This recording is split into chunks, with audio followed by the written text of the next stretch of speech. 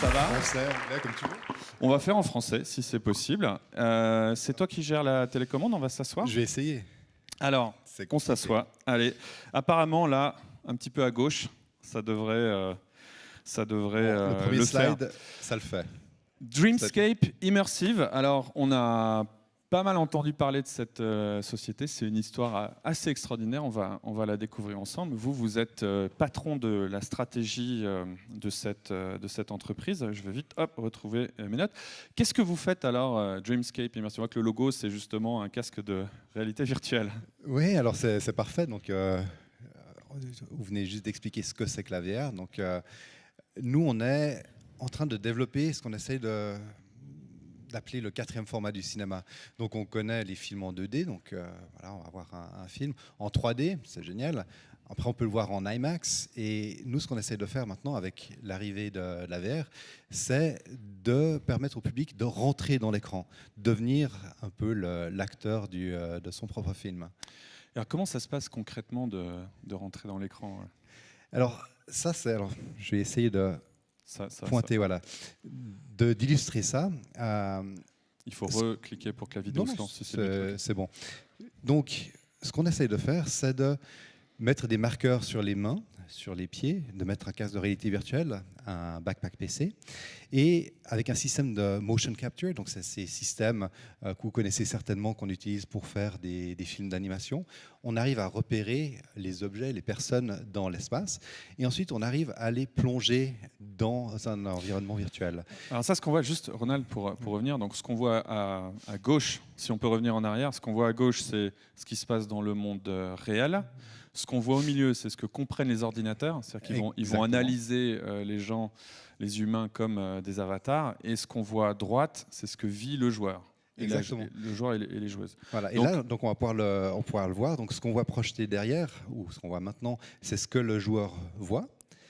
Et dans le coin à droite, c'est la réalité. Donc là, on voit qu'on est dans un espace complètement vierge, dans notre studio de développement à Genève. Et on a un certain nombre d'objets qui prennent vie et prennent forme dans l'environnement virtuel. Donc il y a une correspondance entre le monde physique, c'est-à-dire que si je vais arriver vers un mur, je vais me taper le mur dans le monde physique, et le mur sera au même endroit dans le monde virtuel. Exactement. Et en fait, ça ouvre des possibilités qui sont incroyables, parce que le cerveau, très rapidement, oublie que ce n'est pas la réalité. Il sait bien que c'est pas réel, il sait très bien qu'on n'est pas dans Dark City, dans un environnement futuriste, un peu cinquième élément. On sait très bien qu'on n'est pas sur une plateforme qui vole, mais pourtant, on sent le mouvement, on sent qu'on est en train d'avancer. Voilà. Et c'est en fait la combinaison du fait qu'on arrive à voir son corps, donc voir son avatar, donc on a un référentiel dans l'espace, qu'on puisse toucher des objets, qu'on puisse se toucher. Mais on voit à plusieurs en plus, c'est ça qui est impressionnant, c'est je peux donner un objet à quelqu'un qui est dans le même jeu que moi, et il ou elle va sentir l'objet, avoir l'impression de le porter. Exactement, et je crois qu'un tout petit peu plus loin, ou je ne sais pas, peut-être c'était avant, on voyait un moment, il se jetait une torche. Ouais, voilà. Exactement. En fait, quand on y pense, c'est incroyable, parce qu'on est aveugle, donc on voit rien du tout de l'environnement réel, et pourtant on arrive à rattraper un objet qu'on lance. Et donc ça, c'est lié justement avec une technologie qui essaie de réduire au maximum la latence, pour que ça soit aussi proche de la réalité que possible. C'est quoi les défis d'une technologie comme ça? Enfin, il y a une puissance de calcul qui est phénoménale. C'est quoi? C'est de situer les gens dans l'espace, c'est d'avoir une correspondance entre ce que je vois. Enfin, il faut calculer tout très très vite pour me donner l'image quasiment en temps réel. Alors, ouais, ça c'est un des gros défis, c'est la latence. La latence, on sait qu'au-delà d'un certain nombre de millisecondes, le cerveau va avoir la déconnexion entre l'action qu'on fait physiquement et la réalité. Et du coup, quand on voit cette différence, c'est comme, vous vous souvenez à l'époque, quand on appelait aux États-Unis, qu'on devait attendre 2 secondes pour avoir le retour, c'était un peu compliqué. Et là, c'est la même chose. Donc, le cerveau, quand on arrive à réduire cette latence au maximum, il va vraiment croire que c'est la réalité. Ouais. C'est bizarre, c'est impossible, il faut vraiment l'expérimenter pour comprendre, mais c'est ça, on arrive à mentir au cerveau. Ça reste une technologie aujourd'hui qui est assez lourde, on voit qu'on ne peut pas le faire partout, enfin, on a l'impression de deviner qu'il y a des capteurs un peu partout dans la salle, qu'il y a quelque chose qu'on doit porter, vous avez dit un backpack PC, donc ça veut dire un PC qui est en autonomie niveau énergétique, c'est ça, parce qu'on ne peut pas être branché. Et justement, votre travail, ça va être d'amener ça sur quelque chose de plus réduit, de plus facile à déployer, de portable, Alors ça c'est clair, pour l'instant on est tout au début de cette technologie, donc ça évolue aussi extrêmement rapidement. Pour l'instant, enfin les premières versions, on avait des résolutions qui n'étaient pas extraordinaires, donc on voyait vraiment encore bien les pixels.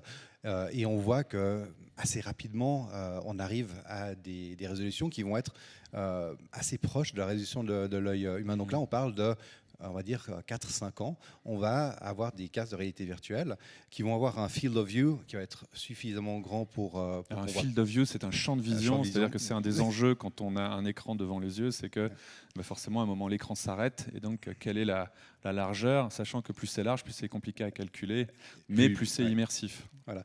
Et donc voilà. Et ensuite, l'autre chose, c'est la résolution pour qu'on voit plus ces pixels. Mais naturellement, ça demande de la puissance de calcul, donc ça demande des ordinateurs toujours plus gros. On est en train de les transporter sur nous. On n'a pas envie de transporter quelque chose qui pèse 20 kilos. Et bien sûr, très rapidement, on va réussir à streamer ces informations. Donc, on n'aura plus du tout d'ordinateur sur soi. L'information va être directement streamée sur le... Pour qu'on puisse jouer à distance avec des gens qui sont physiquement voilà, pas avec nous. Ça, c'est une technologie qui est donc partie de Genève, inventée à Genève. Exactement. Donc, la fondation Artanim, qui a été créée par Cécilia Charbonnier et Sylvain Chaguet. Que j'avais reçu à Lift il y a 7 ans, je crois. Il y a 7 ans, exactement. C'est donc un institut de recherche privé qui travaille sur le corps en mouvement, donc en utilisant ces technologies de motion Donc capture. au début, cette technologie, ce n'était pas du tout le but d'arriver vers le cinéma. Pas du tout. Alors c'était pas du tout. Voilà, là on voit toutes sortes d'applications qui sont plutôt dans un domaine médical pour faire, voilà, de comprendre justement tout ce qui est sport medicine, de comprendre en fait, d'avoir une vision qu'on a actuellement avec des IRM qui est statique, mais d'avoir cette vision en mouvement. Donc voilà, donc c'était en développant toutes ces choses que finalement Cécilia et Sylvain ont développé cette technologie qui est la base de Dreamscape et qui était d'associer le fait de capturer le mouvement de la personne avec la réalité virtuelle. Et on s'est rendu compte un peu par hasard que le fait de combiner ces deux choses-là, ça donnait un résultat qui était exceptionnel et qu'on arrivait à mentir au cerveau. Donc, si on arrive à mentir au cerveau, qui est comme la machine la plus puissante qu'on ait encore aujourd'hui, il y a pas mal de choses qui sont possibles. Quelque chose qui est intriguant dans votre histoire, c'est que c'est le mot fondation. C'est qu'on n'a pas l'habitude forcément d'entendre des innovations qui viennent d'une fondation. Pourquoi est-ce que c'était, ou c'est toujours une fondation Artanim, mais donc vous, c'est un projet, c'est une spin-off d'une fondation? Exactement, Dreamscape, c'est la spin-off commerciale d'une innovation de la fondation. Mais cette fondation était là pour promouvoir tout ce qui était motion capture et promouvoir justement la recherche dans ce domaine. Exactement, la recherche. Ouais. Donc vous avez vraiment deux entités qui travaillent en parallèle avec, tout à fait, autour du même cœur. Ouais. Et alors, commence à voir quelques photos. Il y en a une encore plus impressionnante après. Aujourd'hui, vous êtes arrivé à Hollywood. Vous pouvez nous raconter un petit peu ce qui se passe là-bas et comment vous êtes arrivé sur le radar des plus grands de l'industrie du cinéma.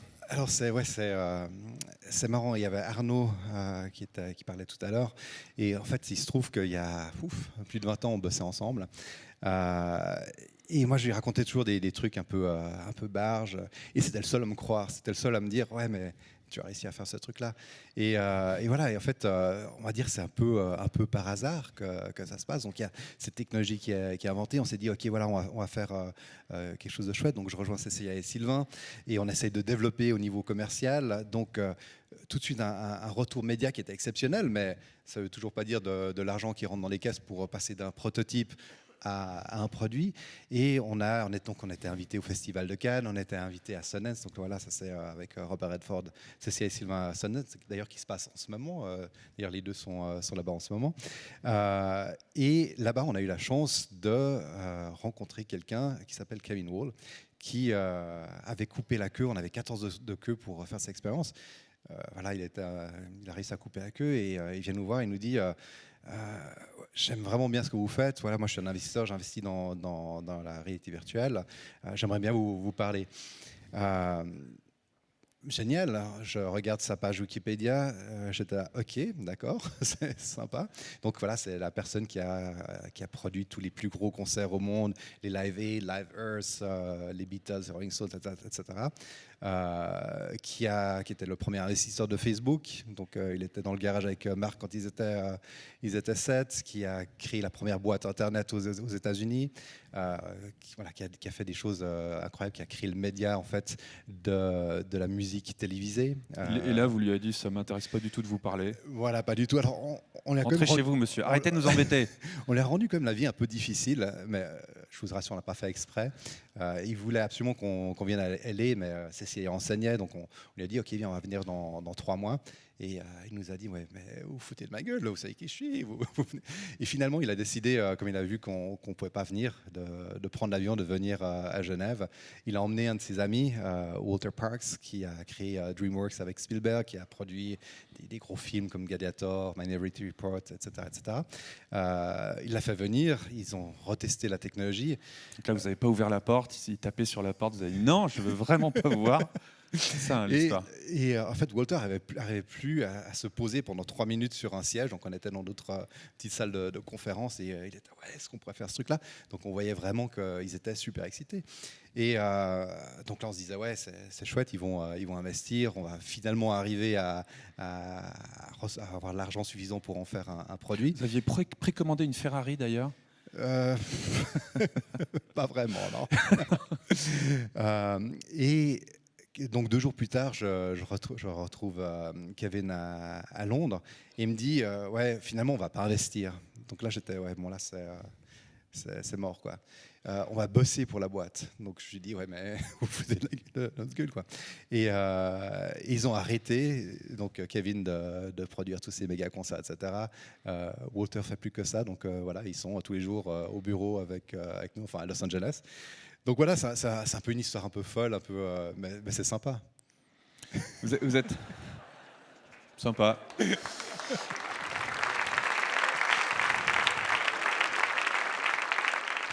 Alors justement, on a reçu un tweet de Mick Jagger, si je peux dire, à cet enfoiré de Ronald de nous rendre notre producteur. Parce qu'il a voulu dire, vous n'êtes pas fait que des amis. Hein. Non. Ça a grandi. Alors, vous êtes la fondation Artanim, ensuite un spin-off, vous ne l'avez pas dit, mais c'était il y a 2 ans, je crois, à peu près. C'était assez rapide, hein, voilà.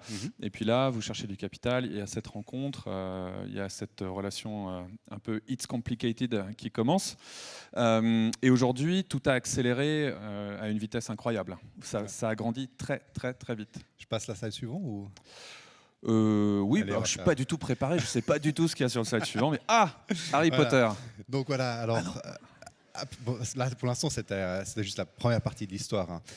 Donc forcément, Walter qui est comme un des aristocrates d'Hollywood, donc fait venir tous ses amis. Kevin téléphone à Steven, je l'appelle Steven maintenant.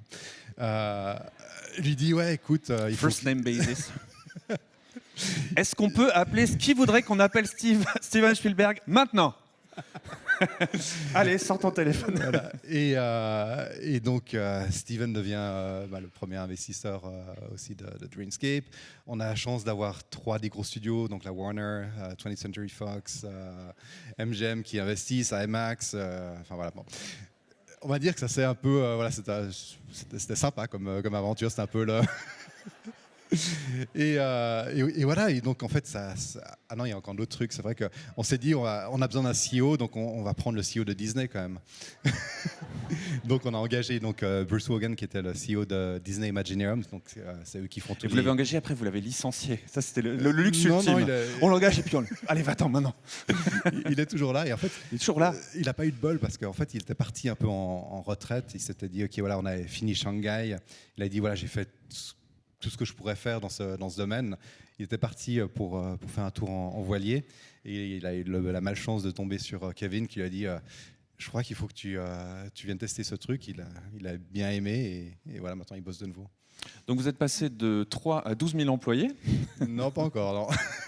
Pas encore, mais alors vous êtes basé entre la Suisse et les États-Unis. Qu'est-ce que ça apporte? À quoi ça sert d'être entre les deux comme ça? Alors, en fait, ça a un avantage qui est assez intéressant.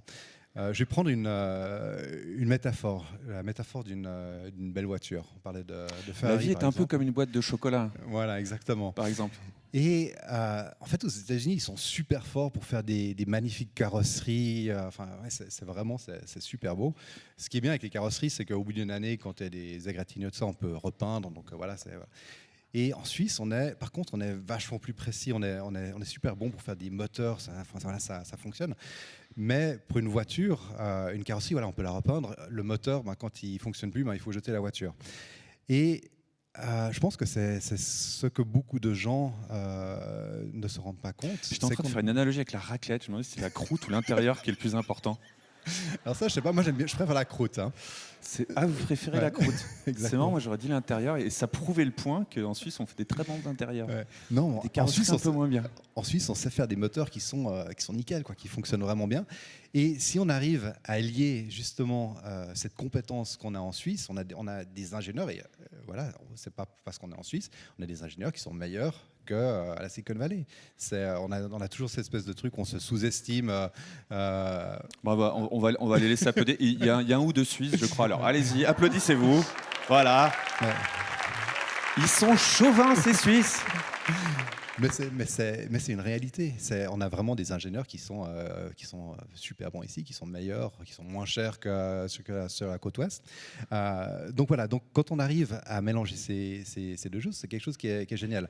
Aux États-Unis aussi, il y a quelque chose qui est incroyable, c'est la prise de risque. En Suisse, voilà, en Europe d'une façon plus générale, on a une idée d'un projet. Peut-être qu'une année après, on va commencer à avoir un business plan. Peut-être qu'on va recevoir un peu d'argent 2 ans plus tard. Aux États-Unis, en 3 semaines, ok, c'est réglé, c'est une idée, on y va, on investit 1, 2, 3, 4 millions. Donc voilà, il y a cette prise de risque.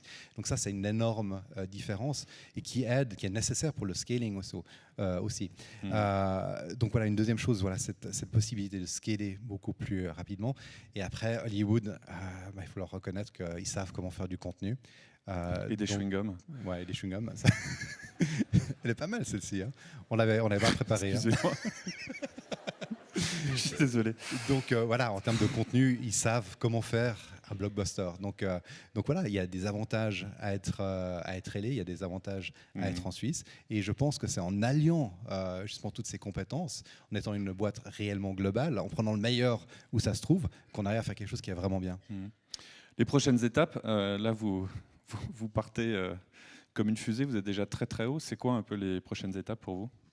Alors, pour l'instant, on a fait passer plein de gens à travers notre système, à travers des démos, peut-être 15 000 personnes, tous les plus grands réalisateurs, etc., etc. Et chacun était à chaque fois, waouh, c'est génial, on va faire le nom des 15 000 personnes. Alors. Et par contre, on n'a pas encore vendu un seul ticket. Donc, tu vois, comme je suis un peu suisse, donc voilà, c'est génial qu'il y ait plein de gens qui trouvent ça super. Mais maintenant, j'aimerais bien voir des gens qui payent $15 le prix d'un billet de cinéma pour faire l'expérience. Et dans quelques temps, donc dans le premier trimestre de cette année, on va lancer la première venue, on ne sait pas comment vraiment l'appeler, c'est un multiplex de VR, enfin voilà, à Los Angeles, et avec le premier titre. Malheureusement, je ne peux pas vous dévoiler ce que c'est, mais si vous regardez les journaux dans quelques jours, vous verrez ce que c'est. Et voilà, donc ça, c'est quand même quelque chose de génial d'avoir bossé pendant plusieurs années et finalement de voir ça comme un produit qui est dans un complexe et de voir comment les gens réagissent réellement. Un des grands défauts justement de ces technologies-là, c'est qu'on ne peut pas prendre beaucoup de monde à la fois. Là, vous construisez un complexe, vous partez de zéro avec l'idée de peut-être accueillir beaucoup de gens. Combien vous allez pouvoir accepter de personnes en même temps ? Alors, il faut imaginer ça comme un multiplex. Donc, il y a plusieurs pods. Chaque pod peut prendre 6 personnes en même temps. Et en gros, il faut imaginer donc, ça avec une espèce de place du village central où il y a les pré-expériences, les post-expériences, le côté social. Parce qu'avant tout, c'est quelque chose... On utilise la technologie pour ramener les gens, les sortir de chez eux et faire en sorte qu'ils se rencontrent et qu'ils puissent avoir des relations d'une personne à l'autre. Et ça, c'est une technologie qui permet de faire ça, qui permet de casser les barrières entre les gens, cette distance. Et donc, un de ces multiplexes peut accueillir à peu près 1500 personnes par jour. Par jour, ouais, c'est énorme. Voilà, oui, on est obligé. C'est beaucoup pour, plus que ce qu'on voit. Vous disiez tout à l'heure, il y avait 14 heures d'attente sur votre stand oui, à Sundance parce ouais. que justement, c'est les technologies, mettre le casque, il y a des problèmes d'hygiène. Voilà, et là, c'était une expérience où il y avait, qui était beaucoup plus petite, où il y avait 2 personnes qui pouvaient le faire en même temps. Dans les pods, il y a 6 personnes qui font l'expérience en même temps.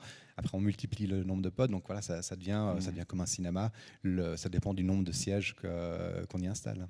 Un truc très important à faire quand on fait la réalité virtuelle, c'est comme à la Maison Blanche, il faut interdire les smartphones.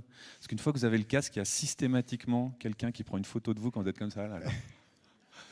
Et qui vous shame sur les réseaux sociaux. Mais donc en fait, il faudra interdire les smartphones. Ou alors tout le monde en a une.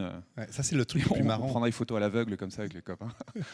Ça, c'est en fait le truc le plus marrant, c'est de voir les gens en train de se balader dans un espace virtuel et de voir comment ils réagissent. Et forcément, les personnes de l'extérieur ne voient pas ce qu'ils expériencent. Et c'est toujours hyper drôle de voir ça. Est-ce que vous anticipez des problèmes de pickpocketing ? Alors, je t'avouerai que j'ai vraiment pas posé cette question-là, mais non, enfin, tout est bien organisé. Donc, avant de rentrer, il y a un locker où on peut mettre.